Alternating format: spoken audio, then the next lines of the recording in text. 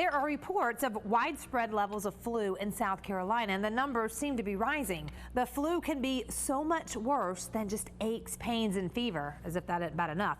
Did you know it can also cause serious medical complications and fatalities? Our next guest knows this all too well.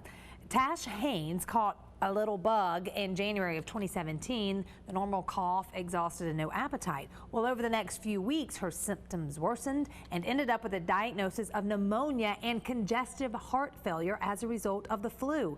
Today, she still has lasting issues from this. Tash is joining us this morning along with Dr. Muniz, who focuses on prevention of flu. Good morning, ladies. Thank you for joining us.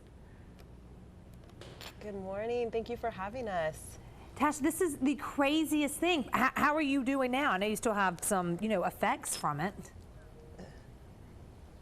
I'm winning now. I mean, I'm doing really, really well, but it was a very scary time. And yeah, I do still have lasting effects and will probably for the rest of my life, but I'm healthy and I'm kicking, so life is good.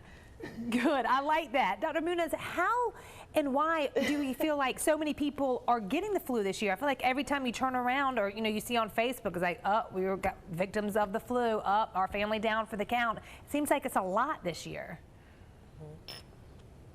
Yes, we are definitely at the peak of the season, and this year influenza began earlier than usual. We started having flu in late October into November, and certainly started to see the highest activity level since December before the holidays, and it continues to spread throughout the country. Like you said, there's widespread activity in many states and continue to spread towards the north.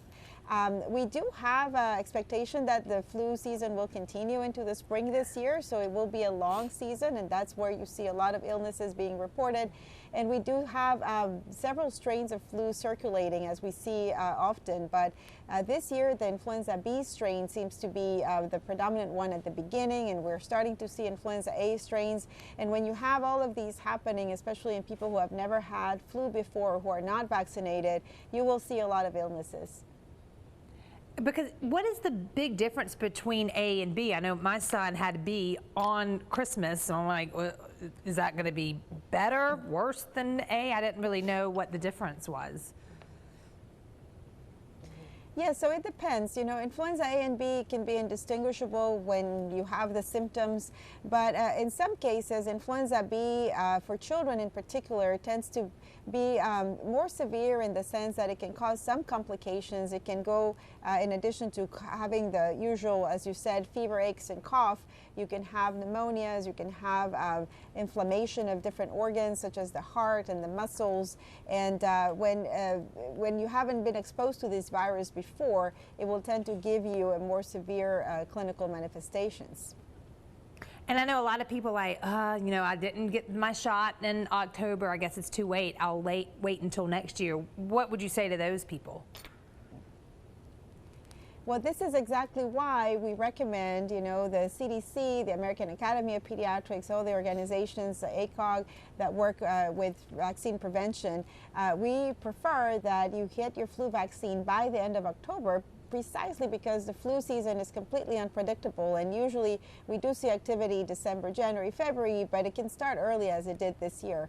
So it's important to get it as early as possible, but if you haven't had your vaccine yet, go ahead and get the vaccine. It's not too late, because we will see more influenza coming up in the next few weeks. And Tash, when did you know, okay, this may be something more serious than the flu, or shouldn't this be going away by now? Yeah, that's exactly how I felt. I knew when it was too late, which is probably not what people want to hear. I had this cough for many weeks. I would say almost like 3 or 4 weeks before I actually did something about it. And at the time, I didn't have insurance, so I didn't want to go to the doctor. And I really should have just gone, it's been a week of me not feeling good. I really haven't been able to eat. Something is not right, but I'm young and was just like, oh, I'll just be able to sleep this off, or, I'll drink plenty of fluids. But that wasn't the case. And by the time that I did know something was wrong, it was too late, because I had already gotten pneumonia. And the two of them together kind of teamed up, and the flu ended up in my heart. The flu comes with inflammation, and so that ended up sending me into pericarditis and myocarditis, which is inflammation of the heart and inflammation of the heart lining. And that was really very scary. So I didn't realize that the flu and like a severe cold were different. I think sometimes we just throw the flu around like it's something that is normal that people have on a regular basis, but the flu is very dangerous and it's very different from a common cold or like a long-lasting cold. So it's important to know what the symptoms are, which I didn't know at the time. And so that's why I am so passionate about sharing my story and working with familiesfightingflu.org and letting people know to like really educate yourself around the symptoms of flu so that you can take the preventive measures to keep yourself healthy and not to go through that, you know? Thank you so much for sharing your story. I hope you keep on feeling better, never have to deal with the flu ever again. You got it now. Let's never let you have it again. And if there are other families out there that are going through this, or if unfortunately, if you've lost someone you know to flu, there's a support group on that website that you mentioned too, and you can learn some more about that stuff. So thank you ladies for joining us this morning. Thank you for having us.